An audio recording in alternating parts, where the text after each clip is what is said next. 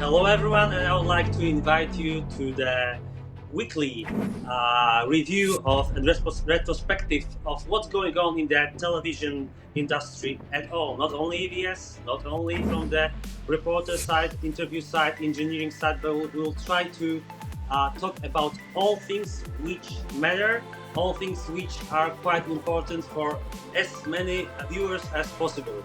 And our guests today are very important, three important people. I would say it's Jędrzej Smaruj, first one. He's a producer. Maybe you can introduce yourself a bit, if it'll be Yeah, better. I'm a producer and director who works in mainly esports. So I specialize in video games broadcast production. I also run a small agency that produces broadcast for esports and esports events. However, right now I'm focusing on Esports World Cup, which is the biggest gaming festival on the planet, held in Saudi Arabia each summer. So that'll be the biggest project. But I also have background in sports and some other genres of television. So that will be me. Yeah. And we can say that most of the Red Bull and esports in Poland, most, not all, of course, well, somehow created a bit partially, like with your help. Yeah, that's true. Oh yeah, yeah. A bunch of esports project for Red Bull. Some. I mean, I am Katowice. Obviously, I was one of the producers there, but also some stuff with the football national association or the Ekstraklasa, which is the first football league. So I would agree. Most of esports events had my touch on it. Amazing. And second, but not second to the best, but almost the best or the best, Michał Łopaciński. Hello. Yeah, hello, good to see you guys. And of course, maybe not of course, maybe I'm not feeling like an obvious man in this place, but I'm a sports journalist for 15 years working for Canal Plus Poland TV. And of course, I'm connected with the Speedway and basketball as a commentator, as a studio host, as a reporter as well. And as well as sometimes I do work like a program editor, so the man be on the other side of the camera, but my journalist experience is like I would say it's more than 15 years because I'm connected with the radio as well, and it goes parallelly. And I work for the radio and started from for the radio, and I would say that the work is the same and different in the radio and the TV. And of course, I can try and do my best to support you guys with the knowledge from the, as I said, other side of the camera. So the reporters or the TV host, the program host point of view. Great. And the last one, but not the worst, of course, it's international engineer, sometimes engineer judge, Tomek Janicki, who just came back from Amsterdam and almost Miami, huh? Yeah, yes, it was because it was Ultra Music Festival Miami time. So enormous show, four different streaming channels, amazing production, very good delivery. Yeah, it was a really nice show. Yeah, and something about me in general, I'm a broadcast engineer, working on the regular TV shows as well as online streaming. Um, Mostly entertainment, lots of live environment recently, also corporate conference shows, etc. Yeah, so that would be it for now. Big world. Big world, we can say. So, guys, the idea is just to to do a glimpse like of a refreshment, what's going on in the TV industry. And I would say we have to mention what was going on last week. Tomek, correct me if I'm wrong. I'm talking about Ultra Miami. Yeah, it was last week Yep. or ish. Yeah, can you say something like very It was, shortly, yes.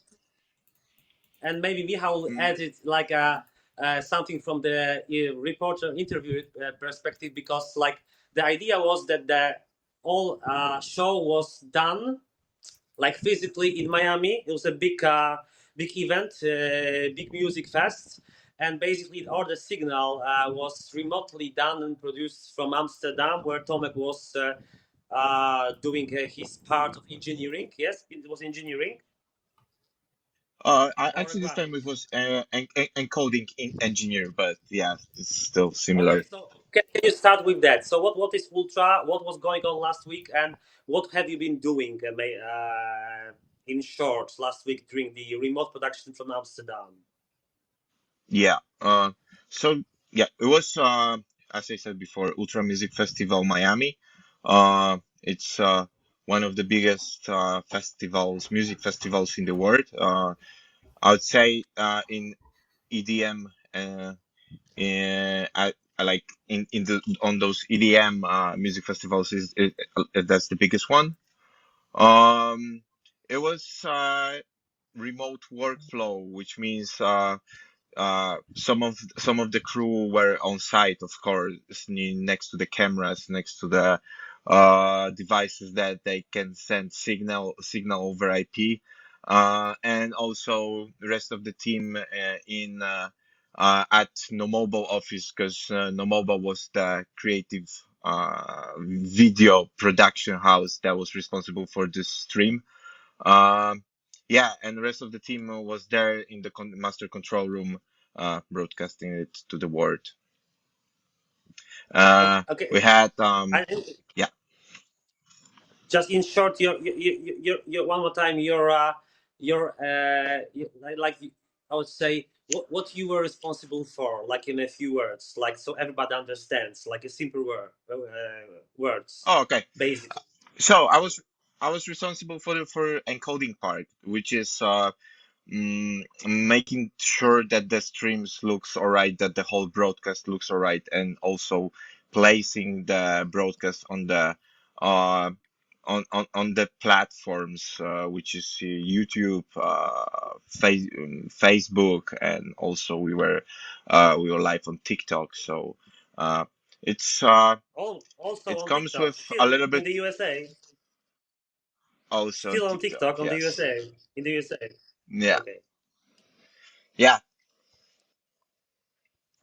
Uh, yeah, so encoding is a part of work is definitely like quality control and checking the how the final product looks like, uh, but also putting it on the right platforms.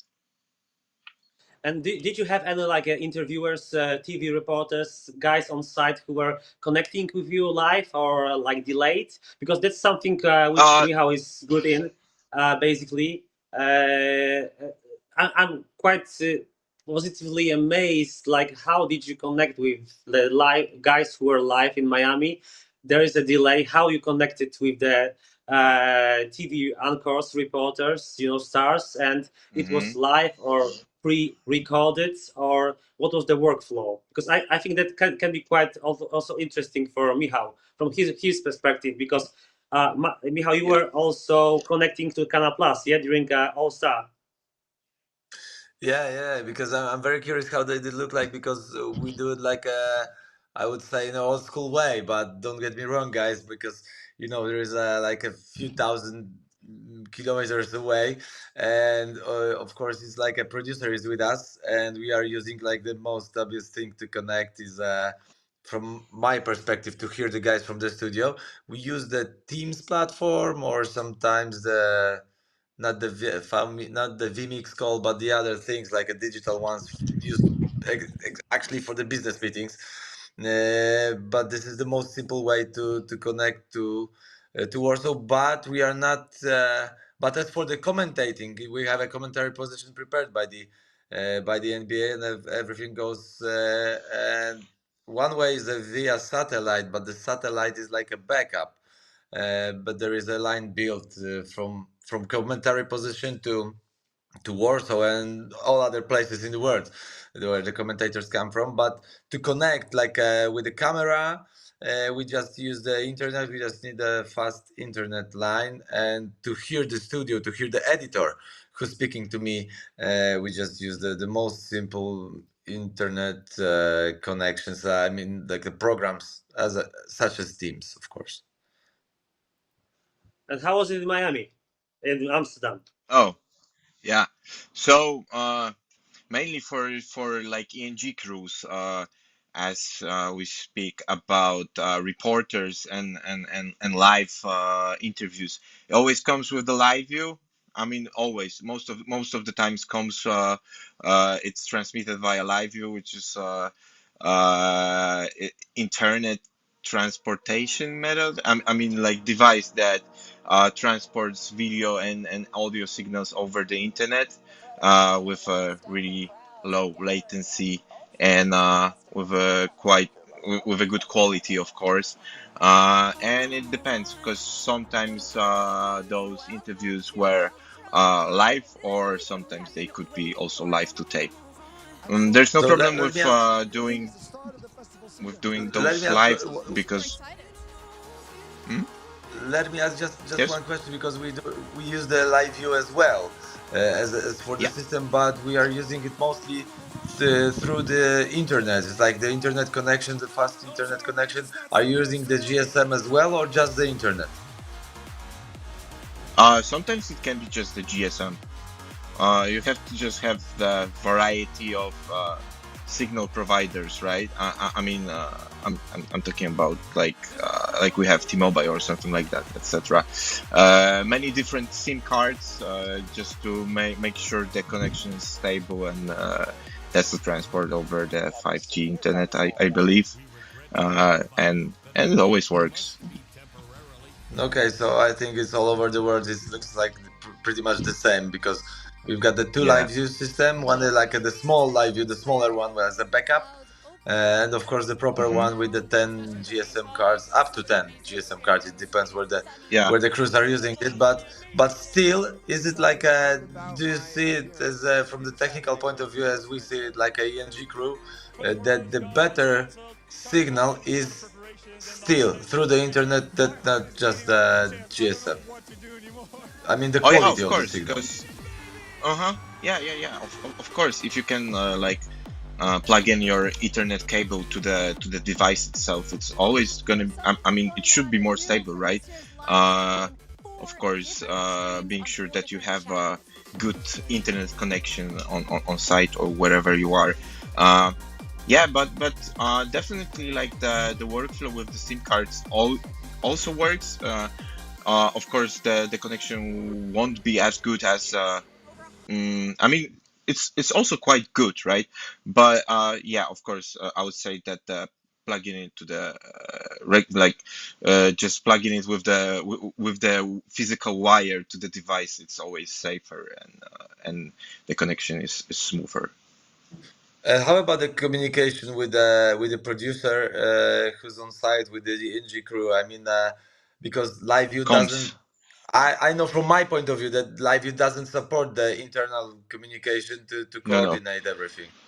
How do you do it? no. It's always comms. Uh, I think the last time on site it was Riddle Bolero. So very good comms and in general TV communication provider, right? And it's always, I'm not really sure because it's more IT stuff, but it's all connected via VPNs and stuff. Basically, Oh, we can okay. have the connection. We have like, let's say we're in Amsterdam and we still have the same party lines and everything, or point to point connection with the crew on site in Miami in this case, and this goes very You could also very use well. the Unity, right? We were all talking But once upon a time that we could also use Unity as a connection provider, which is a free software, right? Yeah. and I'm also, I not think sure if it's you free, but Tomek, Tomek, you said something yeah. about Bolero. Bolero also has an application, like a, correct me if I'm wrong, like an application for the mobile, and you can use Bolero not only like a hardware, but also have a mobile and application software, which is called also Bolero, or however it's called. I'm not sure, and you can use it through in the internet. I'm talking about just sending voice calls through the internet, and it's supported and created via Bolero. So you don't have to have like a hardware, like a Bolero. Everybody thinks just we have it, somewhere in Mhm. our pocket or whatever. You can just have a mobile and an application. So because I was seeing Yeah. a lot of productions where guys were not using only Boleros like a hardware, big blocks chunks of like I know hardware, but they had Mhm. only just the mobiles. Even during MTV EMAs, Yeah. some guys had it. Yeah, but I But would Unity, say the it's Unity is quite just yeah. Continue. yeah. Sorry. Of course, Unity is a thing, and it's let's say broadly used. Uh, but always like you're always gonna have a better connection on the regular hardware, and if the all of the networks are like let's say suitable for this intercom connection. So we're coming into IT stuff and things like that. You're never gonna get like as mm, such a good quality and good connection in Unity as in those regular let's say connection devices. Okay, got That it. And just from my experience. yeah. And Jendry, how is it going? Like, if you are sticking for now to the audio calls, so from your perspective, from the big e-gaming, esports world, how do you do that? Because I suppose some of your jobs and events are also remote, yeah, or partially remote at least. How is it going? Yeah. Well, as I said, we're mostly using Unity because esports is still not the biggest thing in the world. So we are still on a budget. We don't really use paid software like RTS. Obviously, we have Regals or RTS on site as intercoms, but we send everything via Unity. And the delay is significant. I don't know what Michael would say, but me from the side of the producer, I honestly am not the biggest fan of the remote productions. I understand that the budget is great, and I understand that the usability of the studio on site is awesome, but the connection to the ENG crew, where you can communicate with your talent, your casters, it's always a hassle, and always it's like 20% of effort, 80% of success, right? So it will never be like pitch perfect. Nah, I mean, you can accept it if the show isn't the biggest one in the world. But what would you say, Michael? Do you enjoy working like remotely with multiple seconds of delay, or is it just not the same? Good. Yeah, you saw my head turning around. I would say it depends where, because when I'm in the States and I have to like do the live connection with the studio, it's always disturbing. It's always the problem. I know the technicians in Warsaw are doing everything to make this delayment as small as possible, but still it's pretty much disturbing because you first of all you hear yourself two times. You hear yourself speaking, and you have to wait. Give them like sometimes it's up to really. It's for us. It's even up to 10 seconds. It's a very big Wow. delayment. 3 seconds is disturbing, but 10 seconds is too much sometimes.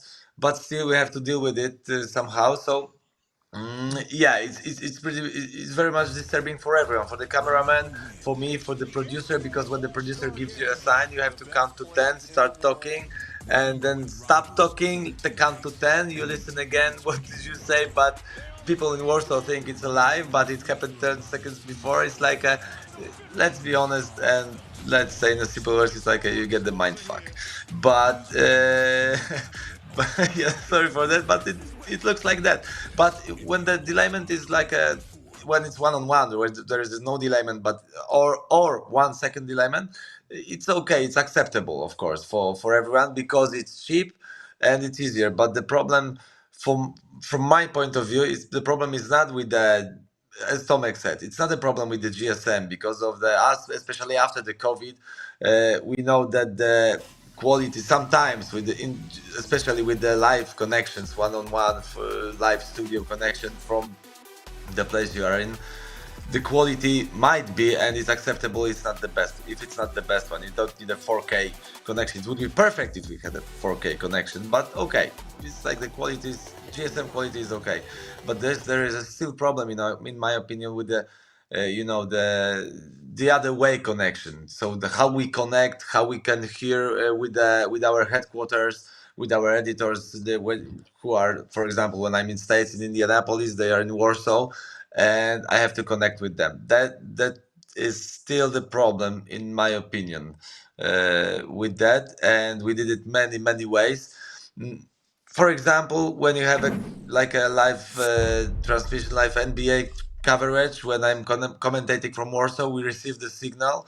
We always do it in a two ways. We have a backup via satellite, and there is a delayment, of course, because of the satellite, but everything's pretty much goes through the hard connection. I don't know how to say it. You are the technicians, so you know how it works.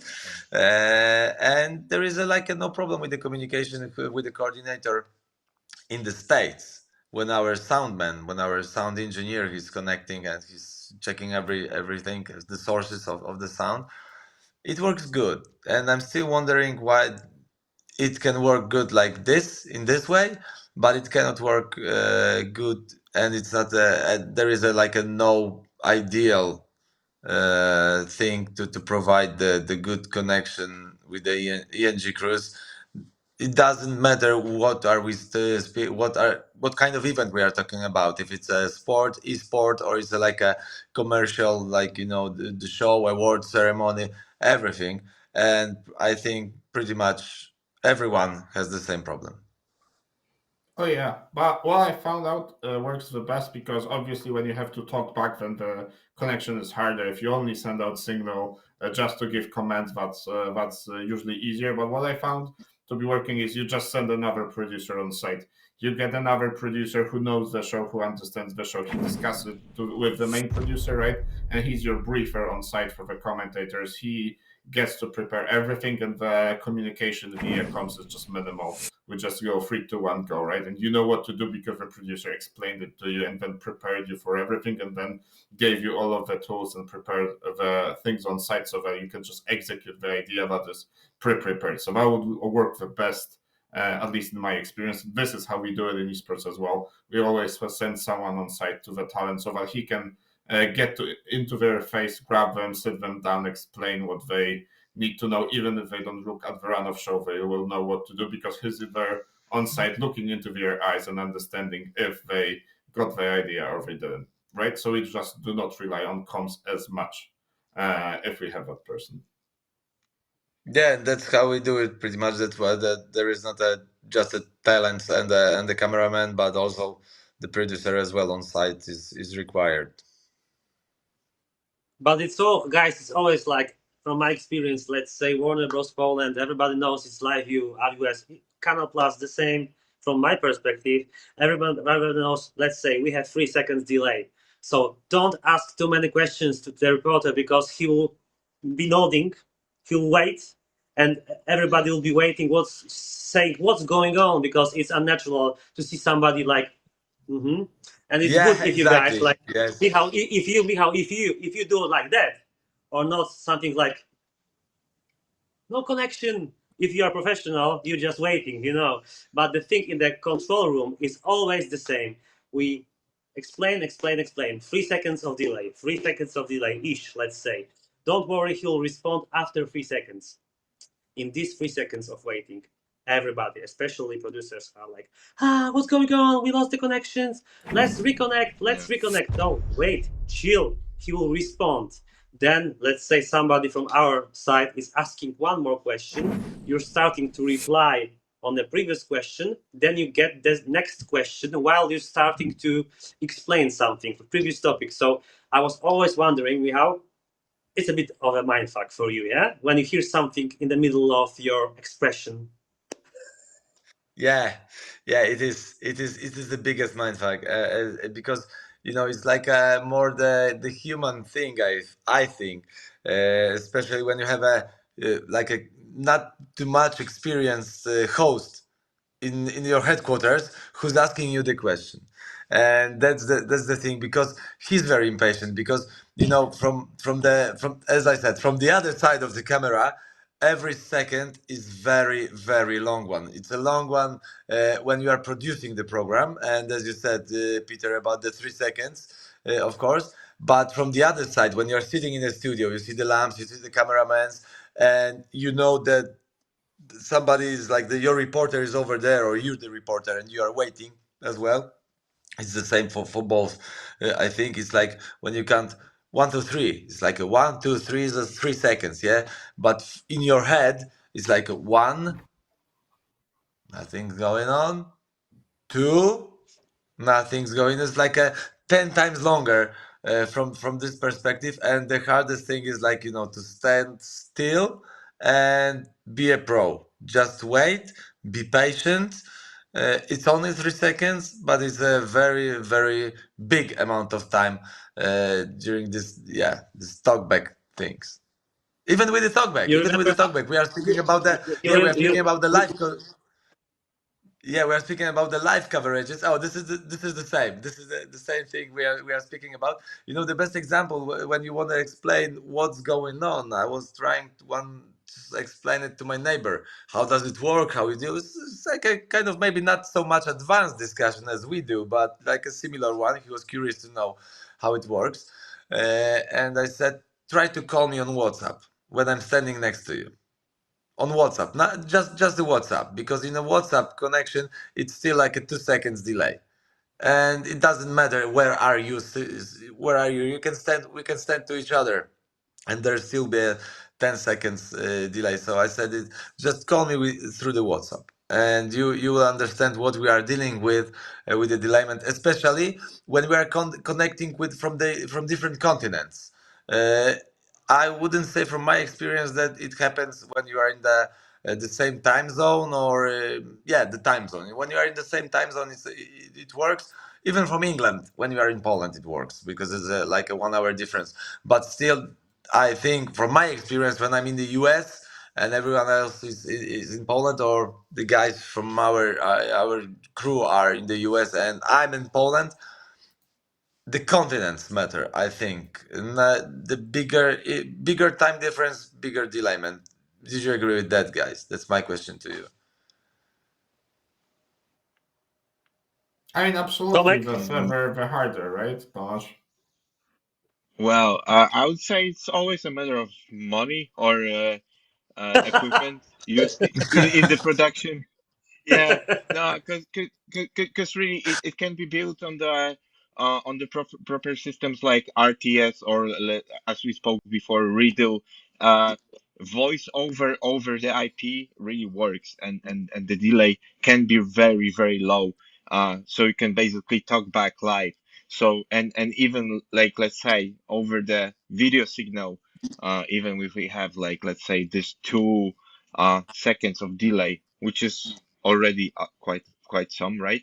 But you can have comms on the real time, so someone can just count you in, and you can start right of time. So yeah, so it's just a matter of building like the good comms environment system or whatsoever. Well, so Yeah, Michal, you just but have to tell difference. your people that you're cheap. They're out in Karma Plus, right? No, let's be honest. It's like as Tomek said, it money counts. So we have to Yeah, manage what we are managing. I think it's the same problem. I think it's in the Warner Bros. Discovery. The same problem is in the TVP. It's like always the money is the problem. But the difference is like when we are speaking to connect with the connection with the ENG crew, or one or two ENG crews which are on site, and you have headquarters in Warsaw. But the other thing is, and the completely different thing is, to coordinate remote event, to produce yeah, the whole event from the other place of the world. So that's where the money comes, because exactly. we are dealing with the That's the small clue. things, small issues that Yeah, that are like a common for everyone. But with the Tomek is what sure. the Tomek is doing is like a completely different thing, I think. Yeah, well, I mean, yeah, as you said, the whole workflow is based on remote production. So that's yeah, what we like, let's say, agreed on, and yeah, that's how it works in this environment. But I think still it's not about the money. But Tomek, correct me if I'm wrong. The show is not taking place fully in Miami because it's better, more professional, and also a bit cheaper to do a remote production from Amsterdam. than to hire Yep. to everything in the United States there. Yeah, because So if you remote got can be cheaper. yes, of course. Because yeah, if you have like a proper infrastructure in-house, let's say, right, where your company is based or where your studio is, then why would you hire everything on site if you can just send signal over the internet, right? And So like Tomek, in, it Tomek, like in short, like what are the biggest obstacles? What is the hardest? Just finishing the topic about the Ultra Miami. What's the what's the most fun and what's the hardest during this kind of show? Because it's a big event. We have Ultra Miami, we have Ultra Europe right now. It's really yeah. $1 million budgets. What's the hardest? What's the Mhm. most fun? Uh, Everything is fun. It's Ultra Music Festival, yeah, that's a really fun Especially show on to do. site. Yeah, especially on site. Yeah. But I would say like always the main obstacle, doesn't matter what kind of show is that or what kind of project, is the proper connection with the on-site crew and the crew in the control room. So it's always we're always talking about internet connections and in general connections, sending video signals and the delay and everything. So the connection is always the main obstacle, but it's doable. How was it in Hotel Paradise? You were in Vietnam for 2 months. Hmm. Yeah. Internet connection was okay. A okay there. It's a completely different show. It's not remote, so everything is done on site. We have yeah, as we spoke before, we also have EVS, like kind of like an ingest machine. So we always do the recordings on site as well, and yeah. So for this kind of show, the challenges would be completely different, I'd say. But Tomek, I think, how did you send the all feed? You didn't wait for finishing the show and order DHL or GLS, whatever UPS, and send all terabytes of data. You were sending If that constantly, yes? Or is it like a secret? I don't know how. I don't want to make any mistakes. I wasn't a media manager, so I'm not really sure how the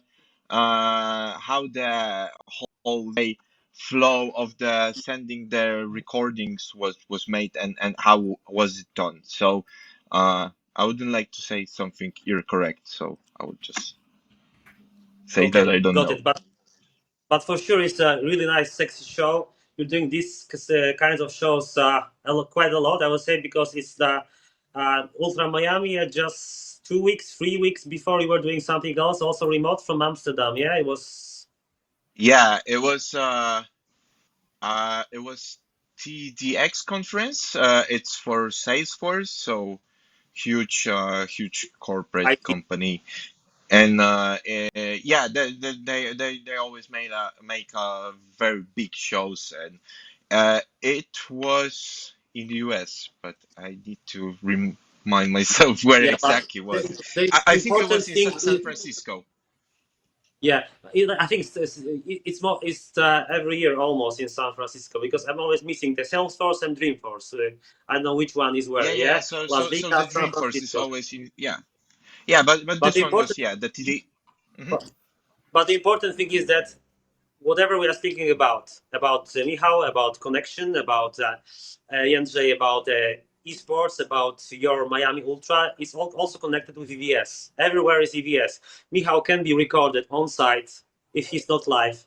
It can be live to tape on EVS. You are using, I think, a lot of EVSs. You have EVS operators and engineers for Ultra Miami. Yeah, I think Jędrzej has a lot. Jędrzej, how many ish EVS ops on every stage you had in? Maybe we'll go to Jędrzej.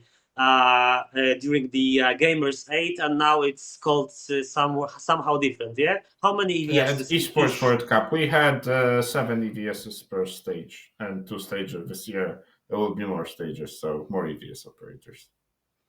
and how many stages in total right now? Last year it was 2. This year it will be more. Wow. So at least like 14, 15 or more EVSs and double the operators, yeah? So Of what do you course, think? How many operators this year each they need for 2 months? well, I don't know. It will be more than 20 every week, and the event lasts 8 weeks, so it will be more than 20 EVS operators on site every day. So that's a crazy amount of operators. If you consider that it goes on during the Olympics and just closely following the soccer Euros, so it is something, and it requires a lot of force, and also not every EVS operator can be brought on site because you actually have to understand games as well, right? Obviously, if you are doing NBA or football, you have to understand the sport, but more people understand football or basketball that they understand games and also can operate the EVS. So we have even a higher demand for people knowing the games, which makes it even harder to hire people, and the times are tough. To get EVS crew. So if you know who games and you can operate an EVS, hit me up. I'm in look for those people. So, but we have like a Euro, as you said, this year the same time. We have Olympic Games the same time, and Saudi guys want to hire like 50-ish operators for 2 months. It will be crazy. I don't know, guys. We have to train right now. You still have a chance. So Can maybe And we there how, is a how can are your chance yeah for me as send me preparations, some well. people. I'm sorry, Michael. Michał? Sorry, Michał. So yeah, I'm just smiling that maybe it's a chance for me as well to Yeah, Absolutely, to go we ahead, have be an man. other ABS plans. operator. We, we have other plans, and I can train you, but I'm still I still believe you'll be needed as a reporter. And please, Jędrzej, can you tell me just a bit about the preparations, because it's like 2 months, almost 2 months ish, 3 months to the start of your big Middle East project. How are plans going according to the plan, or Well, we are a little bit delayed, but I am excited for the project. I am actually under an NDA, so I cannot talk as much on there about the project, but the preparation is going good. We are excited.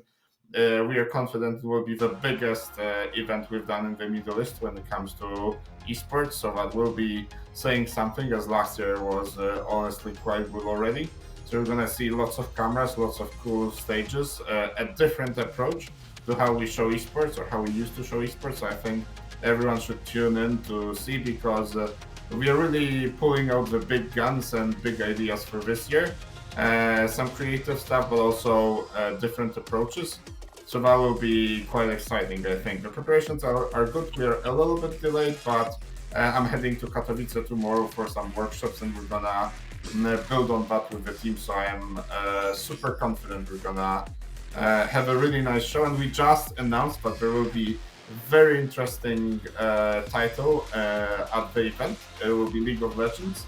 First time in 8 years that an League of Legends event will be played outside of the Riot infrastructure. So that means that we really have a special one for you guys. So you should tune in.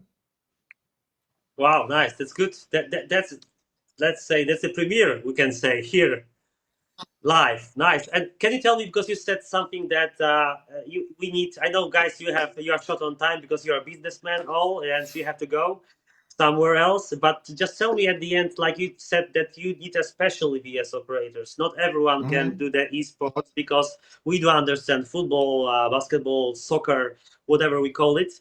But not especially, even if we play Counter Strike, we cannot do Counter Strike. It's not about the shooting guy, like other players. Yeah, we have to understand the game, the flaws. But how is it with the reporters? Like what Michał maybe will be interested in, because you also hire some interviewers, TV anchors, Mm-hmm. who actually Mm-hmm. understand it. They have to talk about it. Or are there gamers who are converted into the TV anchors, reporters, or are there really TV reporters, TV stars, and presenters? Well, it depends, obviously. Some people transition from being gamers, some people transition from being professional players, other people are coaches and then come into analysts, right? So, as in traditional sports, you can watch a lot of, I don't know, football or basketball, or you can watch a lot of CS and understand the game on the level so that you can talk about it or bring emotion, right? But on the other side, some of the best analysts on TV are former players. So, we also pull in for former players, but I'll just say that for every game, basically, you have a dedicated crew. So there are commentators, analysts, hosts who only do that game, and they travel all around the world just to do that game. So Counter Strike has like at least 30 to 50 people who professionally only commentate, analyze, or host Counter Strike events. And they make good living still with that. And then we have another group for League of Legends, and then we have another group for Dota, and then we have another group for Valorant. So it's basically like different sport disciplines. Obviously, a commentator can do one or two, but mostly they specialize in one. And we have extremely good and talented specialists on air before the camera for every game. So that actually is a full-time job to be a Counter Strike commentator or a League of Legends commentator. Michał, can you believe it? Yes, I can because we spoke spoke it before our meeting with ENJ. But yeah, like a let's call it. Don't get me wrong, ENJ.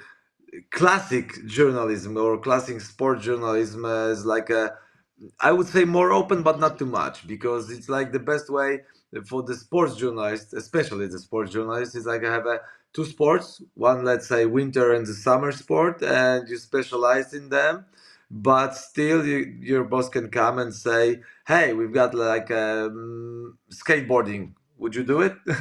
And you have to do it because you cannot say no to your boss.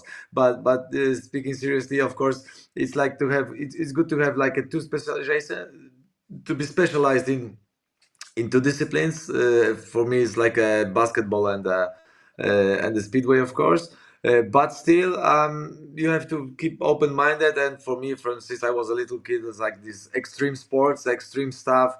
Was always like interesting. You know, of course, Piotr, the American football as well, from our experience, yeah, from Panthers Wrocław. But still, it's like a not so strict. But the thing is, and I think Andrzej would agree that if you are, for example, Counter Strike commentator or League of Legends commentator, you work 12 months a year. And if you are a Speedway commentator, just the Speedway commentator, you work like up to 6 months a Mhm. year. If you are a basketball commentator, just basketball or NBA, in my circumstances, commentator, you work 10 months a year. 10 months is not a bad thing because there's a 2 months break, just like, for a holiday. But still, it's like in a period of time, in the classic sport. But in the esports, it's 12 months a year. Yeah, it's all year round. Oh yeah, absolutely. It's 24/7, which is, in my opinion, it's too much. It's something that esports has to learn from traditional sports, not to burn out, not to play too much. The days are too long, the matches are too long, and who in a right mind can watch games for 12 hours? It's almost impossible. So, I mean, esports is quite young. How long have we been playing on like a high level? 15 years, 20 years. So compare that to basketball or football, which has like 100 years history. We'll still have a bunch of learning, and I think the length of the matches and the length of the season is definitely something which we should take from traditional sports, so that we don't burn our people out and we reach the highest number of viewers. Because if you cannot follow the sport, you will not even watch the world championships. So we have to make esports followable for like a general audience. So yeah, absolutely, I agree. And yeah, this was like I think Red Hot Chili Peppers, like 15 years ago or 20 years ago, they defined everything we are speaking about in one song: parallel universe. Because like a esport is like a parallel. It's not the better. It's not the worst. It's like a parallel one. And trophy is Because everything. they do it for the money, and we do it for the philosophy. So We are the Well, missionaries We of are the big, operation, yeah, the operation missionary, the bigger idea. Yeah, of course. it was actually $40 million prize pool, so a little bit something different, but yeah, lots of money to be won. So we are the missionaries of sport here, but the esports guys, they do it for the money. So, guys, I think after this interview, we'll just directly apply to Jędrzej for the new job. Yeah. So when you are going to Katowice, where you are Tomorrow, yeah, starting your I'm journey in going Warsaw? with you. Jędrzej, are Oh you in yeah, I'm Warsaw? going to. And Michal, just tell me at the end, like your show in short, NBA All Stars. We talked about that, but what are your reflections and how was it like in a few words? Because you were like Tomek was doing Miami Ultra. Jędrzej is doing preparing for the biggest e-gaming esports event this year, and you were doing one of the more sexy basketball events there lately. Yeah, yeah, and there's something from the. I will start from the, from the middle, because for you guys, especially, I think for Jędrzej and Tomek, there was one interesting thing which was introduced for the first time to the world during the All Star weekend. It's like it was LED court, basketball court. They were playing on a big TV screen. They were playing the Saturday night event. They weren't playing the game yet, but they were using the court during this, yeah, and the Rising Stars game. No, the Rising Stars on a classic court, and the celebrity game. Because on Fridays there is like a kind of extra event for the fans. The celebrity game, of course, the American celebrities. So for me, being from Poland, it's like, this. I didn't know pretty much no one from the celebrities, but of course, it's like an American event and for the American viewers, and they were playing the game on this court. It's something incredible. There were 30 or 40 even the monitors, and there was like a plexiglass on it, but specially designed plexiglass for the players, to deal with the impact when they are jumping, running, and stuff like that. And it's like the module construction. So if the monitor breaks, you can switch. You can change the one monitor in 15 minutes. It takes 15 minutes to change one monitor, one block. But to build this court, it takes 3 days. So it won't happen. We won't see the classic NBA game still in the next 10 years even, because there is no technology, because of course the courts, the places, the halls in which they're playing, they're used all year round, and sometimes they do the two events in one place, in one arena. So it's impossible to block the arena for 3 days to build the court. But there are plans to play the All-Star game, the proper All-Star game, and maybe the Las Vegas in-season tournament finals to play on this court as well. So it's like a technological thing. And the guys from the NBA 2K, the ambassadors of the NBA 2K, they were playing the NBA 2K game on this court, because it's like a big, amazingly big TV screen, and you can do everything what from the graphics point of view, and from the technological point of view. You can put on the screen everything you think about, but still. There was only the part of the show. I think if we can still in Europe, especially, I don't know how it looks like in the Jędrzej stuff in the esport, but in general, I think the esport event in Katowice is like closer to in the organization, with the technological things, with the engagement of people who are preparing it. I think it's similar to the All-Star weekend, but still, that it's US. You do the big show or you do nothing. And in comparison, I can honestly say I was in the presentation of Faluba's Zielona Góra, the speedway team coming back to the Extraliga, and they did like the biggest presentation this year from every 8 teams we have. And maybe in a TV, when you see it like from the coverage from the proper side, it was like okay, it was okay for the local people. Of course, it was a big event, local TV, covering it. It was like, wow, it's overwhelming and stuff like that, like almost the KSW stuff. But like, with all respect, of course, if you cannot, if you can't do the show, or you don't know how to do the show, don't do the show. It's like that's the best definition what we are dealing with, and the comparison what we can achieve in Poland in the professional organizations like speedway teams, because mostly, especially in Extraliga, they are very professional in the Polish market. And then you compare it to the All-Star game, and it's like a boom. It's like it's like atomic bomb difference between the words we are dealing with.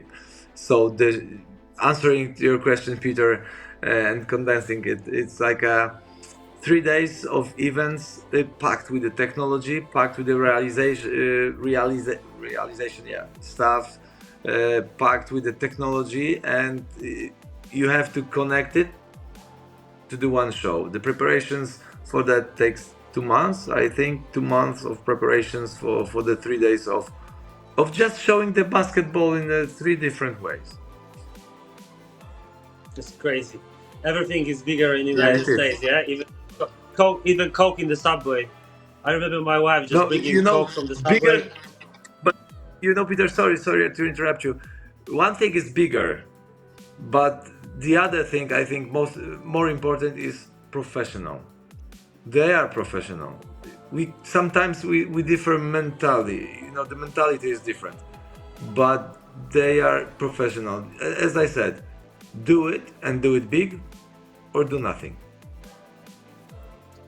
And that's the perfect ending of our conversation. Let's do everything almost perfect. Of course, we are humans. We'll make mistakes, but let's at least try to be better, as best as possible. That's why we're trying to share our knowledge to everyone, not close to ourselves. Guys, really, thank you for your time, your precious time. I know you have to go to Katowice, Sri Lanka, Miami, Malta, whatever. Jędrzej, you're next week in a few days in Malta, yeah? Oh yeah. Next up is Malta, then London, then Tokyo. So a packed month ahead. Shush. Michał will travel throughout the Poland from north to south. Tomek probably will be 30 times next month in Amsterdam. And also, Tomek, I see you in my training, yeah? Quite soon. Yeah, we'll see each other soon. Okay, guys, thank you very much. Love you. Hopefully you had a bit of fun. And yeah, keeping fingers crossed for you. And see you later. We are in touch. Thank you very much. I'm here in Italy, so I will say ciao, grazie mille, ciao, a dopo. Bye bye. Thank you. Ciao. Ciao.